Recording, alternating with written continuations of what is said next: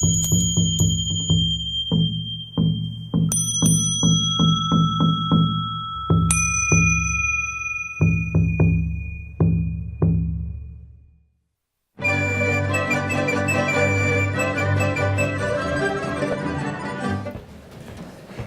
день.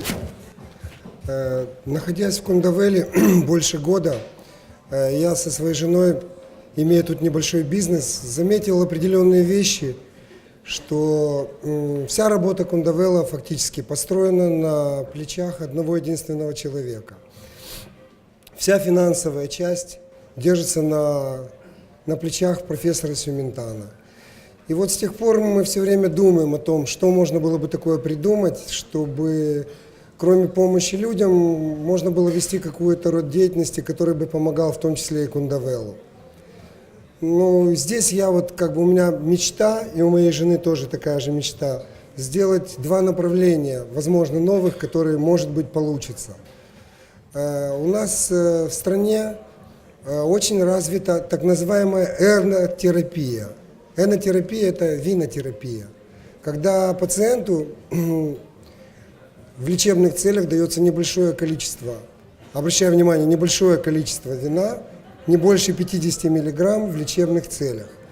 Я приведу классический пример, который описан уже давно, много лет, наверняка есть в интернете. Во время испытаний ядерного оружия в Америке так случилось, что группа американских офицеров оказалась чуть ли не в центре взрыва. После того, что это произошло, врачи долго недоумевали, каким образом могло так случиться, что практически у них нет никаких нарушений со здоровьем. Начали разбираться. Выяснилось, что эти офицеры устроили вечеринку и выпили очень много красного вина.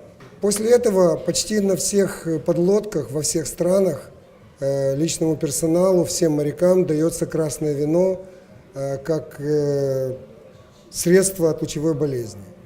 Я не буду подробно сейчас, просили кратко, останавливаться на всех достоинствах и недостатках. И то, и другое, как любое, как инь-янь, имеет и недостатки. То есть, если, например, начинать развивать это направление, конечно же, если какой-то пациент придет в Кундавел, например, лечиться от алкогольной зависимости, или если у него будут какие-то серьезные нарушения с печенью или с гастритом, естественно, такой вид лечения ему никак не подойдет.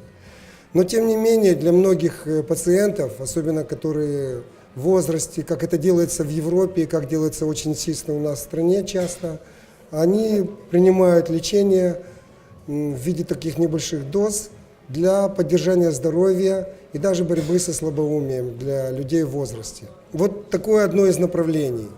Второе направление, мы часто бываем здесь на выставках и видим, что в Китае очень развита индустрия разного рода лечебных настоев.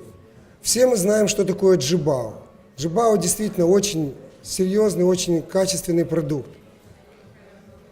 И у него один только недостаток, что он очень дорогой. Но что придумали разработчики джибао, то, что я вижу здесь? Они сделали недорогой эконом-продукт, небольшую настойку, слабоалкогольную, которая практически очень дешево стоит. Я предполагаю, что такой маркетинговый ход привел к тому, что продажи джибао, возможно, этой настойки превышают и более прибыльны, чем продажи самого препарата. Почему бы Кундавелу не пойти по этому же пути и не разработать под торговой маркой Кундавел нечто подобное?